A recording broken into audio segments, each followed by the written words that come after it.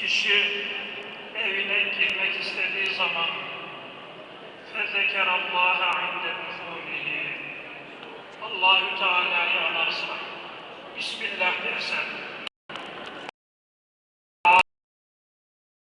ve yemek yiyeceği zaman Bismillah derse, Allah'ın ismini anarsa, قَالَ şeytanı, onun yanında olan şeytan der ki, diğer arkadaşlarına, şeytan kendi arkadaşlarına der ki, لَا نَب۪يتَ لَكُمْ وَلَا عَشَاءً